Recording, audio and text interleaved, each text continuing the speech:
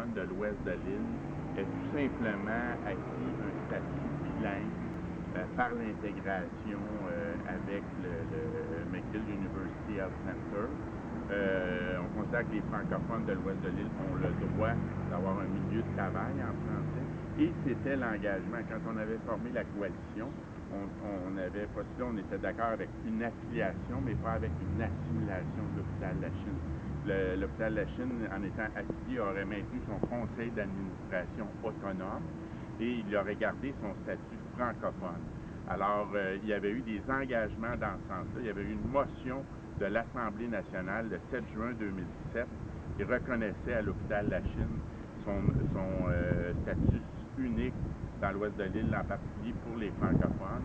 M. Porter, le directeur du MIUC, s'était engagé à ce qu'il y ait un comité de suivi pour s'assurer du maintien du caractère francophone de l'hôpital de la Chine. Il y a eu certaines réunions.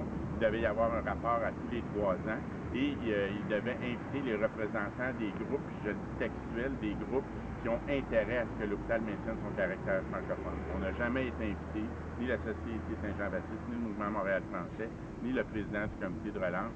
M. Sabat en a fait partie, mais il semble qu'ils ont choisi vraiment un comité qui faisait leur affaire. Et en ce moment, le rapport n'est toujours pas déposé. Il y a eu des pressions pour obtenir ce rapport-là et on ne l'a toujours pas eu. D'autre part, la ministre Couillard, en Chambre, avait dit qu'il n'était aucunement question de toucher au statut linguistique de l'hôpital de la Chine. On s'est informé à l'office un peu après et la Chine a tout simplement le statut bilingue comme l'ensemble du McGill University Hospital Center. Et il n'y a pas de Health Center, je devrais dire. Mais il n'y a pas rien qui distingue, il n'y a pas de conseil d'administration autonome, les unités syndicales sont fusionnées. On nous a dit que les outils en français laissaient à désirer de plus en plus. On nous a dit qu'on commence à avoir de l'affichage bilingue à l'intérieur de l'hôpital. Alors, dans l'ouest de l'île, il y a un taux d'assimilation des francophones qui est très inquiétant, qui est de 12%. Chez les jeunes de 24 à 34 ans, c'est 25%. Et si on regarde dans c'est 18% pour l'ensemble de l'ouest de l'île, 25% pour les villes plus à l'ouest. Alors, je pense que c'est un droit. Et si l'hôpital avait eu son conseil d'administration autonome, je pense que les 60 millions qui ont été promis, ils auraient été investis. Pour l'instant, ce qui nous semble, c'est qu'aucune des ententes n'est respectée.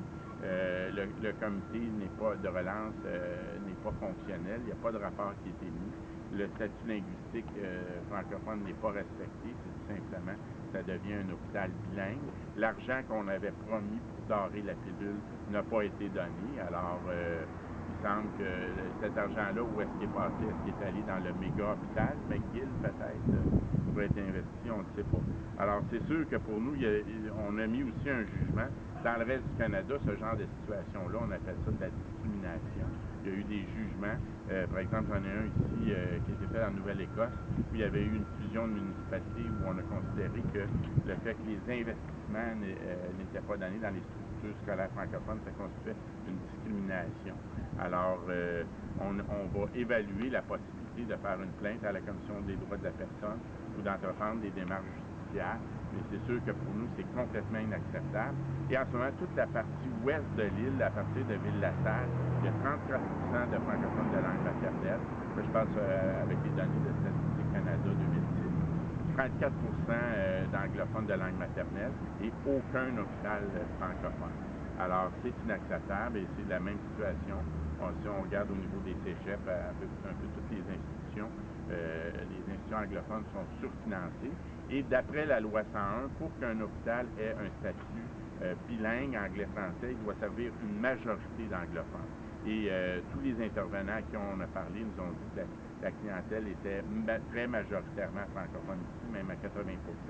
Et récemment, il y a eu une tentative pour donner le statut bilingue à l'Institut de réadaptation de Montréal.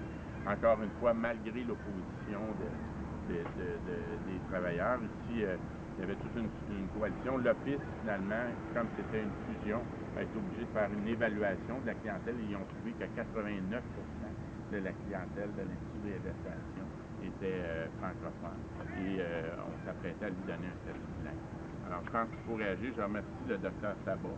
Je pense que ça démontre que ce n'est pas une question d'opposition entre les anglophones et les francophones, c'est juste d'avoir des services justes et équitables en français. Et normalement, la loi 101 prévoit des exceptions pour respecter les droits de la minorité historique anglophone. On est tout à fait d'accord avec ça. Mais là, ça n'a plus aucune commune mesure. Je pense que vraiment la discrimination contre les francophones.